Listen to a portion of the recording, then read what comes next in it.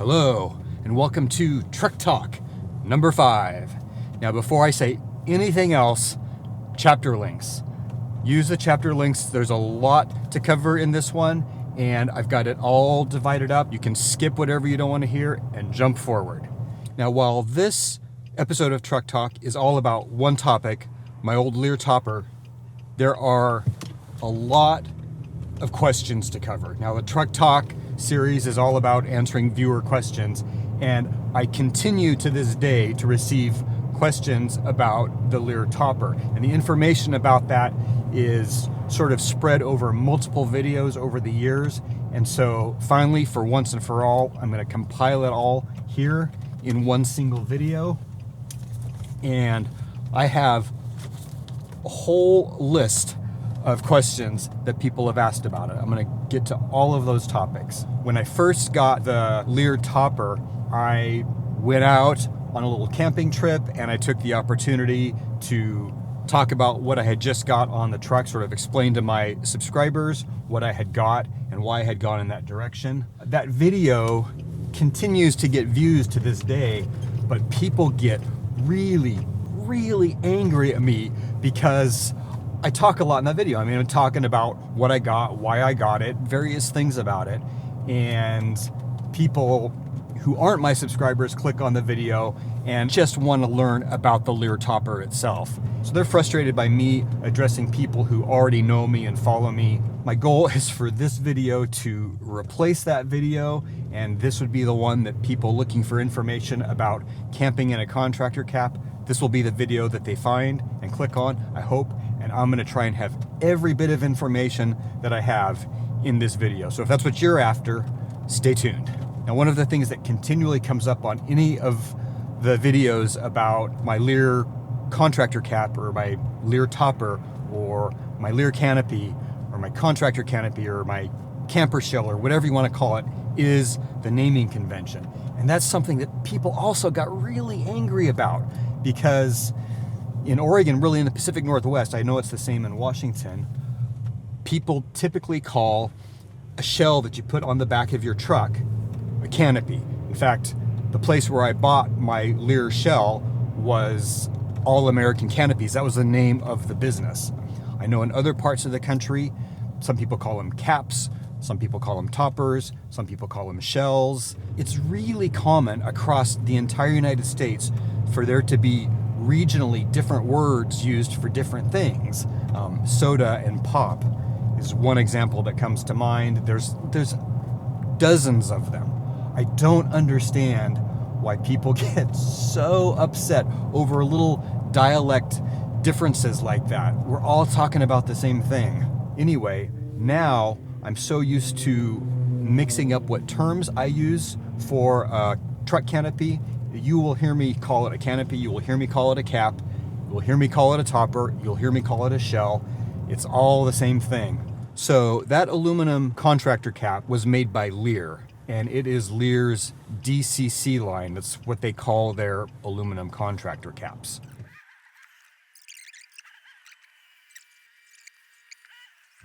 Now, a lot of people ask me, what is the model number of that canopy? And there is no model number. Leer custom makes every single aluminum contractor canopy. You can't just go to their website and order exactly what I have. In fact, in order to get one of those contractor caps, if you don't happen to find one used that happens to fit on your truck, you have to actually work with a Leer dealer. Ultimately, that was really useful. It was very helpful to go to the dealer and talk to them, understand all the different options, because there are a lot of options. So if you're interested in getting one of those toppers, or at least getting more information about having one built, there's limited information on Leer's website about them. But on Leer's website, you will find a dealer locator, and then you can find a dealer near you, go and talk to them. So when you have one built, there are, like I said, a lot of options, and that's why you need to work with the dealer. One option is the height. On a mid-sized truck, they have 3 different height sizes they'll build to. One is cab height, one is, I don't remember, a small amount above cab height, and one is the tallest option, which on a mid-sized truck is 36 inches above the bed rails, and that's what I got. On my truck, that came out to a total of 54 inches of room from the floor of the truck to the roof of the topper. And as long as we're talking specs like that, we can talk about weight now. They did not know the precise weight.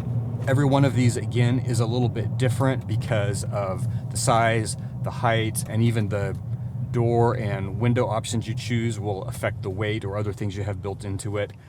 The dealer, when they installed mine, estimated that it was around 200 pounds. So that's pretty lightweight. And when I took that off of my truck, I actually did it myself. I mean, it was awkward and it was stupid and I should have had someone to help me, but I managed to wrangle it off of the truck by myself. Compared to a slide-in camper, it's a very, very lightweight unit. On top of that, in order to put that shell on my truck, I had to delete the tailgate, so that's quite a bit of weight I took off. I also had to remove the Utilitrack rails along the sides of the beds of my truck, so I took a lot of stuff off. And so the net gain, I don't know exactly what it was, I didn't weigh all those things, but the net gain was considerably less than the overall weight of that topper. And when you order an aluminum contractor cap like this, you have options also as to what you do on the sides as far as windows or hatches and the door. So you can leave the sides, just solid metal. They have a number of hatch options, window options such as sliders with screens, or like I had on one side, I had what they call a wind door, which is a window, but that is also a hatch that opens up. On the rear of the canopy, you could have a standard sort of canopy type door that opens up, or if, like I did, you want to delete the tailgate, you can get barn doors like I did. They also offer a full hatch that opens up, kind of like a hatchback. I did consider that as well. It looked kind of like an interesting option, and I thought it might provide sort of a little bit of a shelter when I would open it up. Ultimately, I didn't like that it would always, every time, would open the entire back of the truck, and I opted for the barn doors. So other options you could get, at least when I was looking at this, they could put headliner into the canopy. They had various toolbox options that could be built inside of hatches, so you'd open a hatch and there would be sort of trays or boxes or whatever inside there that were accessible from the side hatches. 12-volt power, I think, came standard on any of them because it would come with a third brake light and they would wire all that up. Lights were an option. There may have been a few other things, and most of that is not actually apparent on Leer's website. So going and talking to a dealer really, again, is beneficial to get a feel for all of the things that they can do. Now, when I ordered mine, they told me 6 to 8 weeks for it to be completed. Mine was actually done in about 5 weeks, so it was really fast. Nothing like the, sometimes 6 months to a year wait time for some of the camper companies. Now, that can obviously vary. Who knows what it is right now? It probably changes throughout the year even. That was just my experience at the time. And the big question that a lot of people always want to know is, how much does it cost? The price of the finished topper is going to depend on a lot of factors, including the size of truck, if you've got a full-size truck or a mid-size truck, how high you're building it, and what kind of doors and windows and other options you option it out with. Mine, as it was configured, came to $3,100. That was in spring of 2021, so that's been quite a few years ago now. I understand the prices have gone up pretty significantly over the past few years. In fact, someone recently commented on one of my videos that they had ordered a contractor cap for their truck, and by the time he got it optioned out the way he wanted it, it came out to over $7,000, I believe. Now that is getting right up into the land of pop-up toppers, where you can have, something that you could actually stand up in. Now there's pluses and minuses both ways, and I will talk about that a little later in the video. But the price to have one of these built is going to be some number of thousands of dollars. Now, when I did mine, pop-up campers were in the $6,000 to $7,000 range. So this was significantly less expensive than buying a pop-up topper. These days that may no longer be the case. Some of the lesser expensive pop-up toppers may ultimately be competitive with a contractor cap.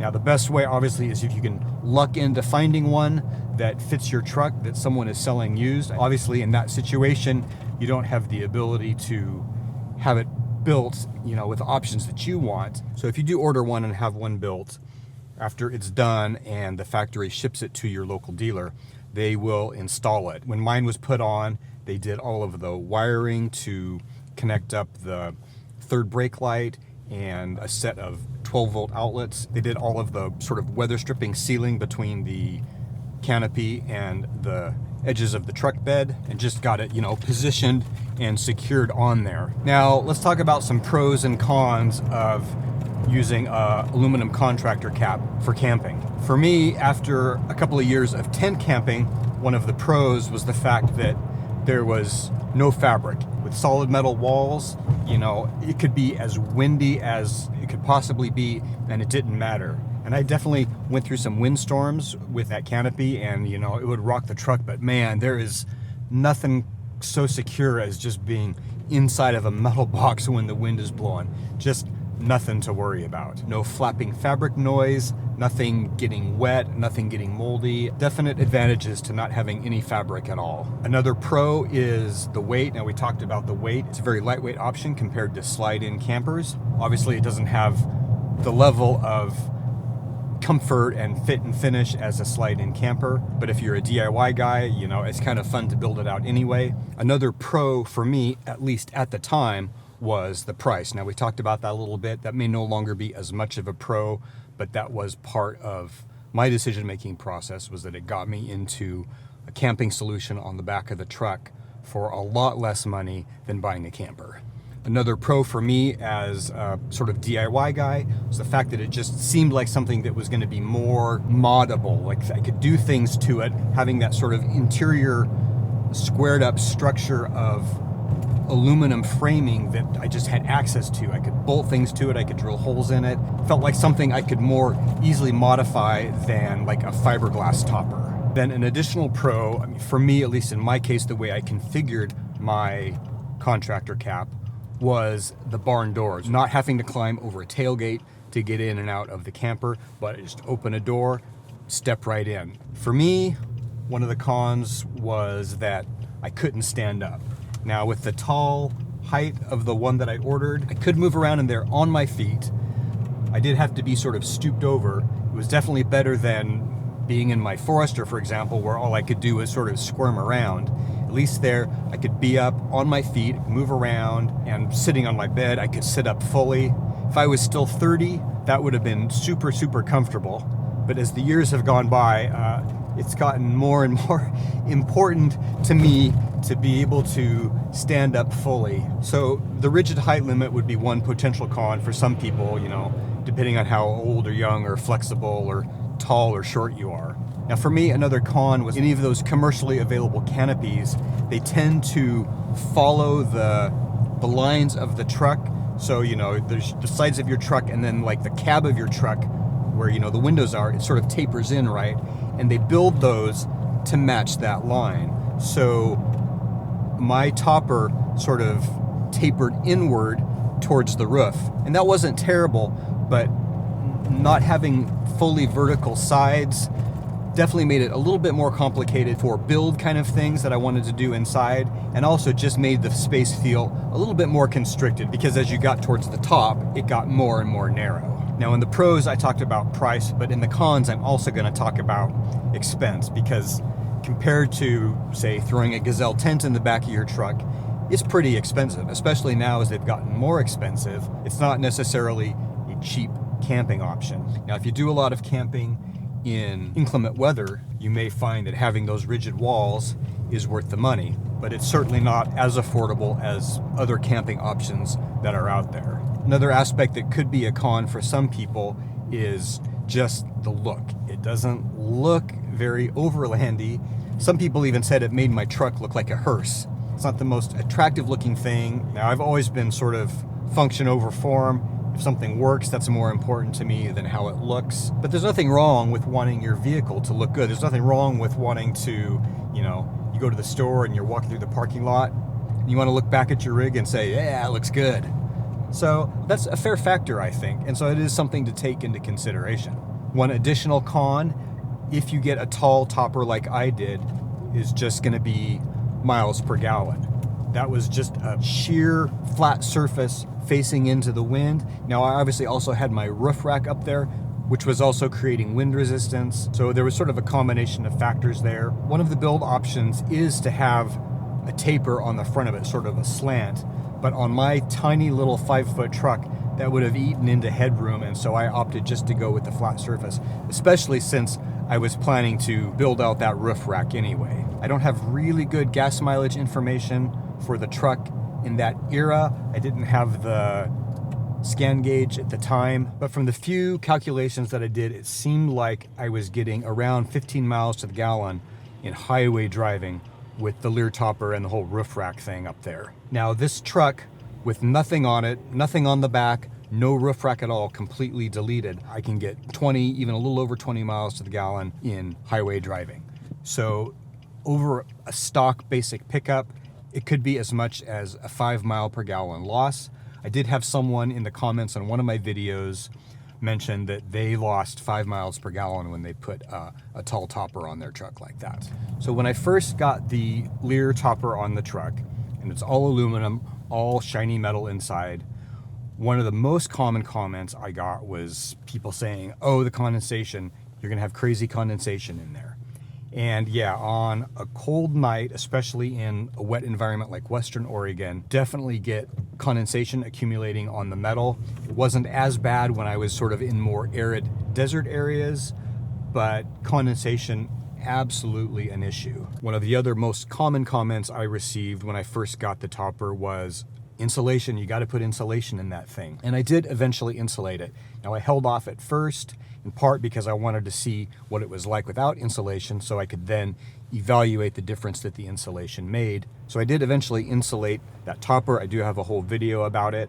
I used rigid foam insulation. It was time consuming, but it was not expensive. It was definitely worth doing. It made it feel a little cozier in winter. Now in summer it would still get hot in there, but it probably accumulated at least a little less heat than it would have. I had a lot of suggestions to install some kind of a ventilation fan. Now I didn't want to cut a hole in the roof of that thing. It was already pretty tall, and cutting holes in it would void the warranty, so I wanted to avoid that as much as possible. I did eventually build an extension onto the back of the canopy so that I could sleep along one side rather than diagonally as I did originally. And I installed a max air fan on top of that extension. Now, by far one of the most common comments I received when I first got the Leer topper was, rain noise, there's going to be so much rain noise. That was really not a concern for me at all. Now, I grew up in Western Oregon, and the sound of rain on a roof is like a lullaby to me. It puts me right to sleep. If you don't like the noise of rain on a metal roof, then an aluminum cap may not be the right option for you. It was never a problem for me. The insulation did make a little bit of a difference, but not a huge difference. You could still very well hear the rain, but that's the sound that I always enjoyed hearing at night. Another question I've been asked over and over the years is why I didn't make some kind of a pass-through into the cab of the truck. Even I could have built, some sort of a bed that would allow my feet to come through so that I could, to give me a way to sleep in there. And that is not a bad idea. However, my pickup, my Frontier, has a solid glass window on the back. I don't have a slider like many of the trucks do. When I ordered the Leer topper, I had them just put a solid window in because a slider would have done me no good. I couldn't get into the cab of the truck. Otherwise, I probably would have explored some options along those lines to make use of, having access into the cab of the truck from the canopy. Okay, I'm gonna run in here for a bit and then we'll pick it up afterwards.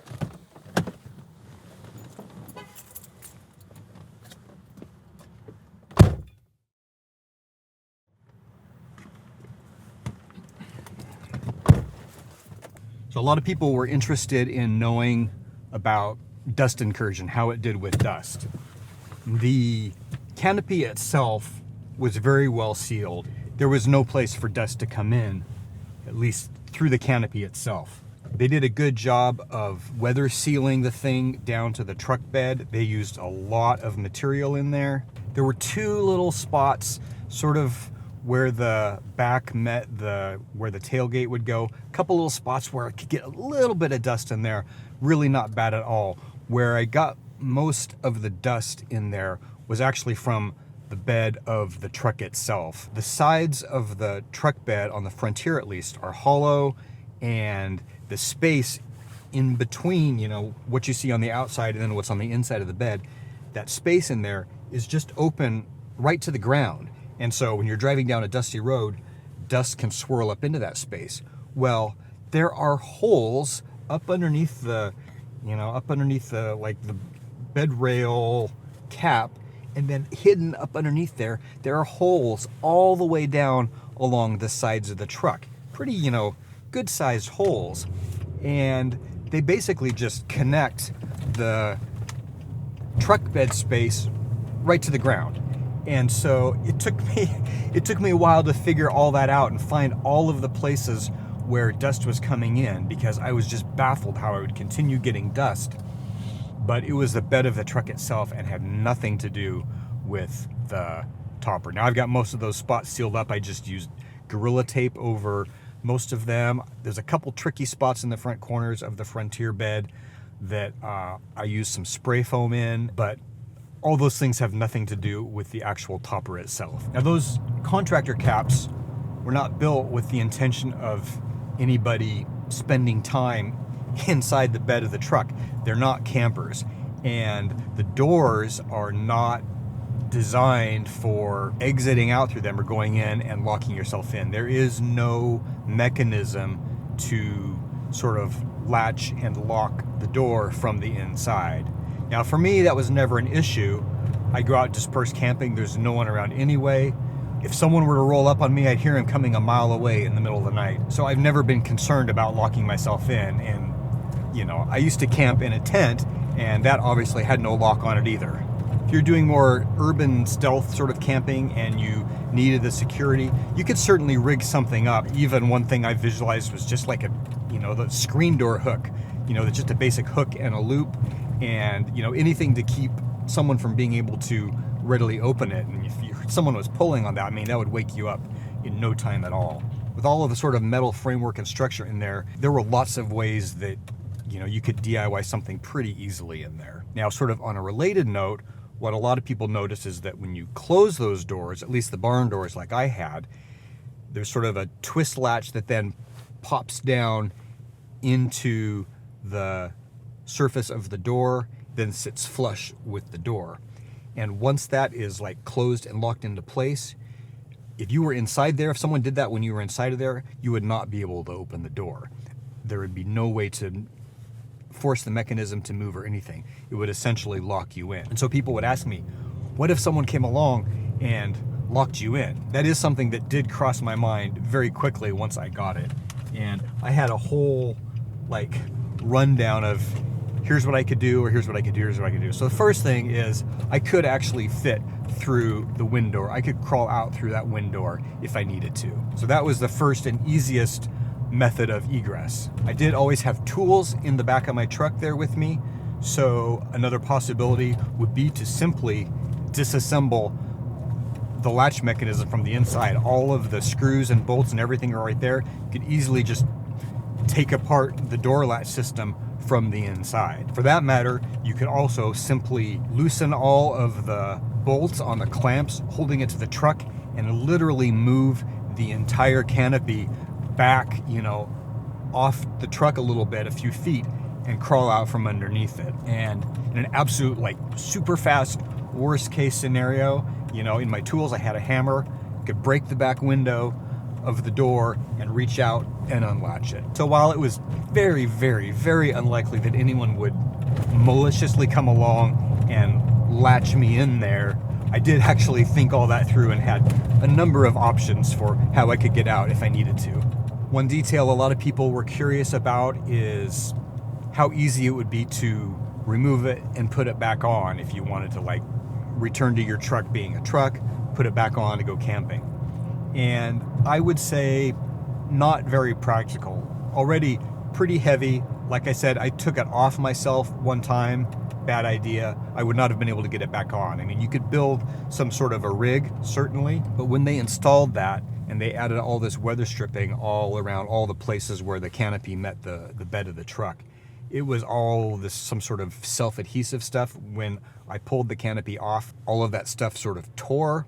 And so if I was going to reinstall the canopy on my truck after I took it off, I would have needed to probably clean up the old weather stripping, get all new weather stripping, put it all on there. Honestly, I don't think it's very practical as a solution for something that goes on and off. One question that I get a lot, especially people who've been gone from the channel for a little while and come back and see, you know, a different camper on the truck, they're like, oh, what happened to the contractor cap? Why did you take that off? I was pretty happy with how the Leer topper worked out for camping. As a one-man camper, it worked great for me, and I probably would have kept it longer. I did think that eventually I would want to move on to a pop-up topper. In fact, one year at Expo PNW, I went around and looked at a bunch of them because I was just curious. I wanted to start thinking about it. I thought that I would run the Leer topper for a few more years probably, and I actually had some ideas for additional changes to the build that I wanted to do. But then the opportunity came up to partner with Topo Toppers. They had the pop-up camper that appealed to me most of all the ones that I had looked at. It was the one I had my eye on, and they were interested in putting it on my truck. So I didn't say no when Topo offered to work with me. And as happy as I was with how the Leer topper worked out, I am much happier with the pop-up camper for sure. So that sort of brings me to my personal comparison between a contractor cap and a pop-up camper like what I have now. Probably one of the biggest benefits of the pop-up camper that I have is that when it's deployed, I can stand up fully in there. It's a really nice, comfortable space. The older I get, the more important that becomes. Another thing I like about my pop-up topper over the contractor cap is just the fact that this whole build is so much more sleek. It's more aerodynamic. I get better gas mileage with this camper than I did with the Leer topper on the truck. A couple of advantages of the Leer topper over the pop-up topper is kind of like I mentioned before, there's no fabric. It doesn't matter how windy it is, how rainy it is, snowy, wet, whatever. In a metal shell, you're in a metal shell, and there's no fabric to worry about. So I have a number of videos about the contractor cap from when I bought it to various stages of the build and modifications that I did to it, like insulation. I'll put links to all of the videos related to the Leer contractor cap in the description below. Now, if there's something that I still didn't manage to cover in this video, if you have further questions about the aluminum contractor cap, just post them in the comments below. Thank you for watching.